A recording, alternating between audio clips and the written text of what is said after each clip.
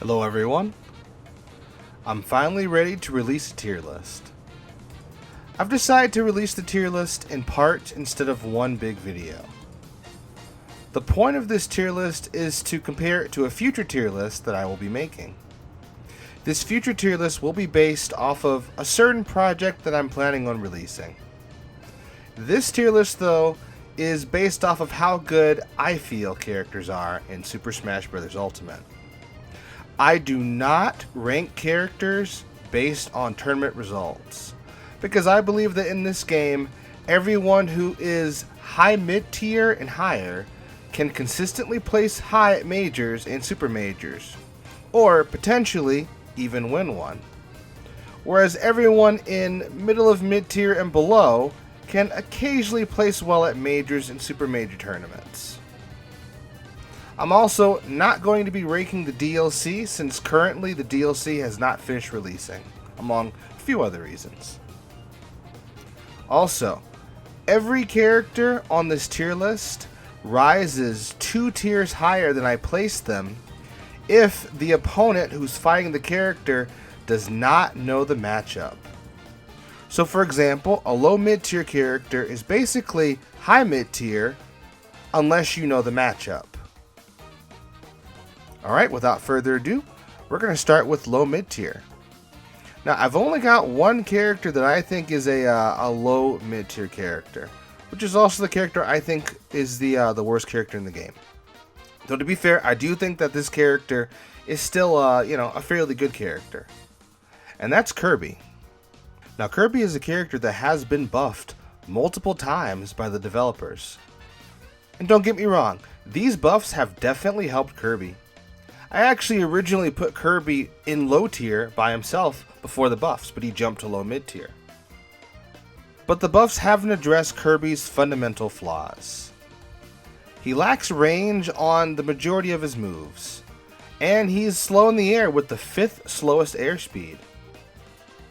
On the ground, his speed is just about average, a little bit above average, but this overall hurts his punish game and his approach. And this also makes him vulnerable to camping.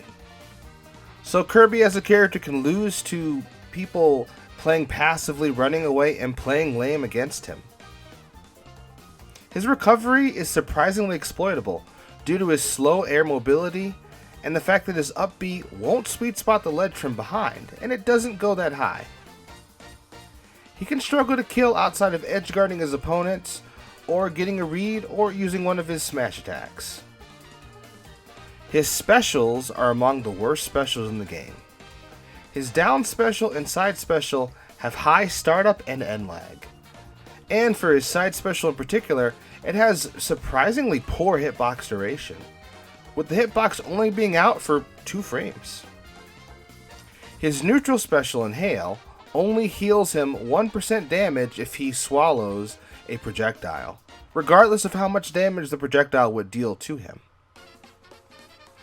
Also, when he swallows a projectile, he also has a noticeable amount of end lag, which means that you can actually get punished for swallowing a projectile. His combo game also doesn't function well past mid%. And finally, while this applies to all Ultimate characters to a certain extent, Kirby's hurt box is actually larger than his model, notably so, at least in my opinion.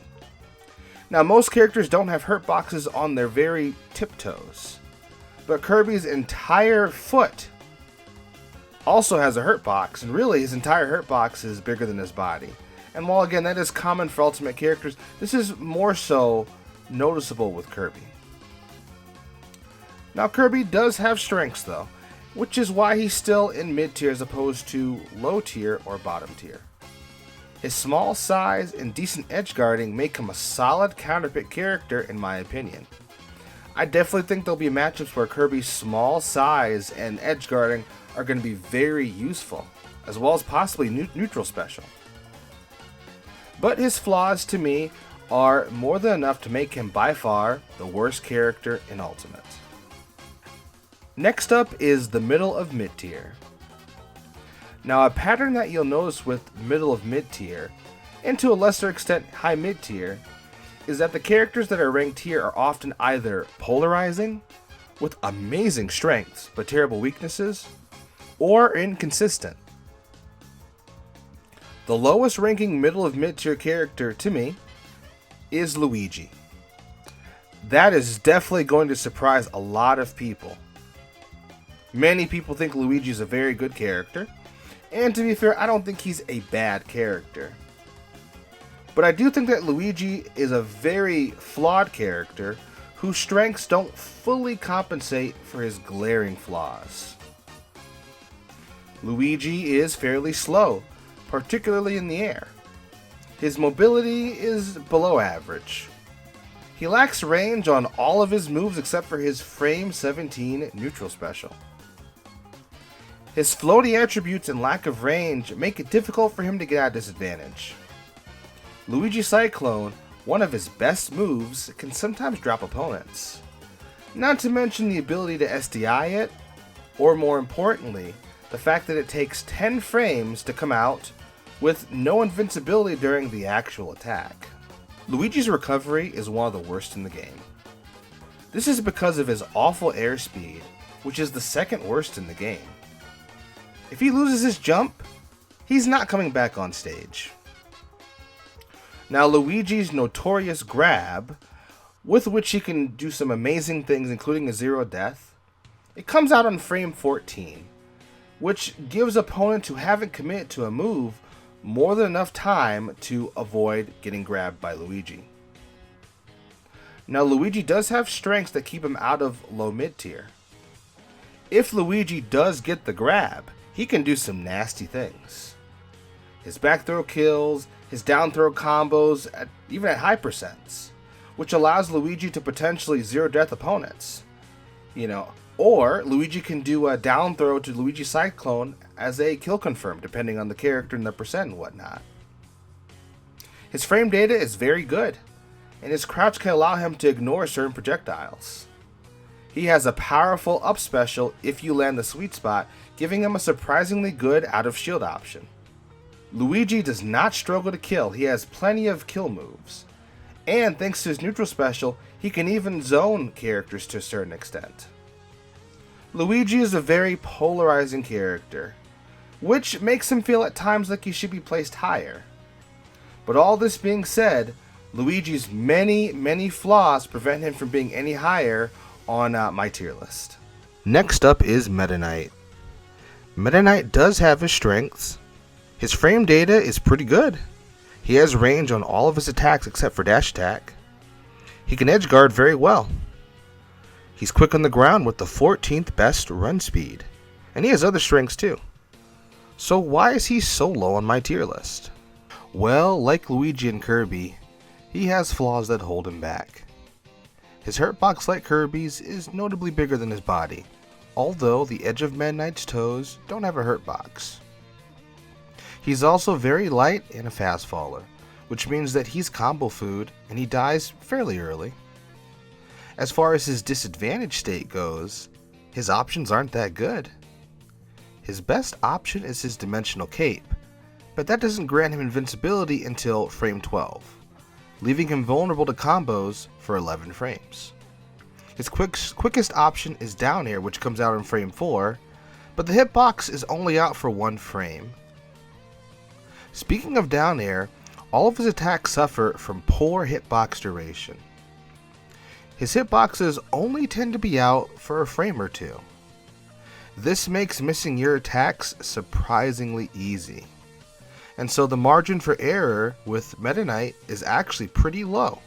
Similar to a character like Shulk with his Monado arts, for example, but I would say much worse. His range for a disjoint character is below average. And some of his aerial multi-hits don't always connect reliably, which hurts his edge guarding. As a character, Meta Knight struggles to take stocks in general. Meta Knight's special moves also have strange issues. His neutral special bounces off of stages, making it very difficult to recover when combined with its ending lag, which is unfortunate seeing as how it's a good offstage finisher. His side special will cause him to bounce away from the ledge or his target on hit, which could cause him to SD on the ledge. And his up special is very bad at grabbing the ledge from behind. His down special often overshoots and fails to sweet spot the ledge, which puts him in a position to be punished upon returning to the stage. While Meta Knight's flaws prevent him from rising higher, he is still definitely a force to be reckoned with. As an ultimate, since these characters are in mid-tier, I don't think any of these characters are bad, and that definitely includes Meta Knight. Solid character, but relative to ultimate standards, not that good of a character. Next up is Little Mac. This character is thought by many to be the worst character in the game alongside Ganondorf. Understandably so. But to me, he's not even part of my bottom 3. Why? Well, I'll explain. I'm going to skip talking about the character's flaws, as most people know what Little Mac's flaws are, and they're well known within the community, and I'm going to focus on his strengths. Little Mac has a relatively small hurt box, which can make him hard to hit when combined with his mobility. Speaking of his mobility, he's the 3rd fastest on the ground of the whole cast, with him also having the 2nd best initial dash. He also has a good roll on the ground as well. But even in the air, his mobility isn't anything to scoff at. He has the 12th best air speed in the game, though his air acceleration is among the worst in the game. So, Little Mac is a mobile character who has super armor on his smash attacks, great frame data including a frame 1 jab, and KO punch, which can steal stocks very early. But let's focus on the mobility aspect of Little Mac. Now, for some characters, playing aggressively is optimal, but for other characters, playing lame is optimal, and some characters can do both. Little Mac is one of those characters who can actually do both. Not only can he use this mobility to play aggressively, but he can also use his mobility to play defensively as well. I'm going to say that again. Little Mac can play lame. I don't see very many Little Macs doing this, but it's something he can do surprisingly well in certain matchups because of his mobility. Now, don't get me wrong, I get it, Little Mac players. Playing lame and running away isn't fun. But your character has the speed and small hurt box he needs to pull that strategy off. And in some matchups, I feel that Little Mac playing lame is necessary. So, because of his ability to play aggressively when he needs to, then play very lame when he has a lead, I put Little Mac this high. I want to see more Little Mac players playing lame and running away. I think then the community will understand just how good Little Mac can be. Little Mac, he doesn't just have to play aggressively all the time. He can run away, play defensively, and force the opponent to approach if he has a lead. Obviously, depending on the character's kit, they can deal with that in certain ways, but there are characters who just can't deal with that. Alright, next up is Lucario. Now, I'll just say this now and get out of the way. Lucario at 0% is the worst character in the game, by far. Because of his aura mechanic, how good he is depends on his percent. This allows him to zone with his neutral and forward special at mid percents onward with aura. At high percents, Lucario can begin to rack up damage incredibly fast and take stocks surprisingly early. But a couple of things hold Lucario back. One is his recovery, which is very exploitable, has a good amount of lag, and can bounce off of ledges. It only has a hitbox at the very end. This hitbox seems to scale with aura if I'm not mistaken. So at lower percents, it's just not that safe on hit. The move is also difficult to control. Outside of his zoning options, Lucario also has poor range on his attacks in general. He also doesn't really have a good answer to getting zoned by other characters. So unfortunately, Lucario is a bad character at low to mid percents, and he struggles until he can take enough damage. But he's one of the lighter midweights in this game, so Lucario might not survive to take advantage of aura in the first place, especially with his exploitable recovery. In my opinion, Lucario is one of the easiest characters to zero death just because of how bad he is at early percent, and so a character like maybe Captain Falcon, for example, can down throw him, get some nasty grab combos, spike him, and then that's it. And already the Lucario player is one stock down. Next up is the Pits. And I want to mention this right away. Between the two of them, I do think that Pit is better simply because of the buff to upper dash arms knockback scaling, which allows the move to actually kill at reasonable percents, unlike in Smash 4. The Pits are the second and third best middle of mid-tier characters respectively, and this is because their kits are much more useful all around compared to the other characters. They're more consistent. For starters, unlike the characters below them, they have reflectors, which greatly help them deal with projectiles and zoning. They also both have solid projectiles that are incredibly useful both for pressuring the opponent to approach and edge guarding. They have disjoints, and unlike Meta Knight, their moves have good hitbox duration. Their moves also tend to be multi-hits, which give opponents who perfect shield a harder time. But like all of the characters in mid-tier, the Pits have flaws that prevent them from being placed any higher. The Pits struggle to combo opponents past mid-percent, and struggle to take stocks in general, although they don't struggle nearly as much as a character like Meta Knight does. The Pits end up with a bad disadvantage state as they have no good landing options in spite of their multiple jumps. Their recoveries are exploitable, and at times overshoot and fail to sweet spot the ledge, leaving them vulnerable.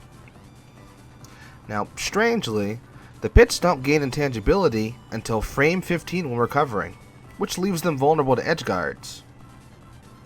But even then, the intangibility ends on frame 19, so they are also vulnerable after those 5 frames as well. While their multi-hits are good for giving opponents who perfect shield trouble, the strange size and placement of their hitboxes can cause opponents to fall out of their multi-hits. Lastly, their reflector shrinks as time goes on, and has HP and can be destroyed for a period of time, and fail to not only protect the Pits from above or below, but also low-hitting moves and projectiles can actually hit the Pits' legs and foot her boxes as well. All in all, the Pits do have strengths, but they also have glaring weaknesses that hold them back from being any higher in the tier list. We've got one more character in mid-tier. This character is the Gatekeeper. I think he is the king of middle of mid-tier. And it's Donkey Kong. His grabs are all good and useful. He's pretty fast on the ground and especially in the air. He has intangibility on many of his attacks, and he has super armor on his side special, which can also set up for many things. He has at least 4 different ways of spiking the opponent off stage. And his back air is great for edge guarding. His advantage state in general is incredibly good, one of the best advantage states in the game, in my personal opinion. So why is he stuck in the middle of mid-tier? It's quite simple. Donkey Kong has, in my personal opinion, the worst disadvantage state in the game. His get off me and landing options are incredibly bad, especially when combined with his large hurt box. His recovery is also not very good and easy to intercept, since he's vulnerable from above and it leaves him vulnerable to meteor smashes and semi-spikes. He's a glass cannon. He has one of the best advanced states in the game, but he has, in my opinion, the worst disadvantaged state in the game. I personally think that his weaknesses make him a hard character to do consistently well with at high levels of play. And that's everyone in my low, mid, and middle of mid tier list. Next time, I'll be focusing on high mid tier characters. And I'm sure there's going to be some hot takes within it. But I hope you enjoyed. Thanks for watching. I hope to see you next time.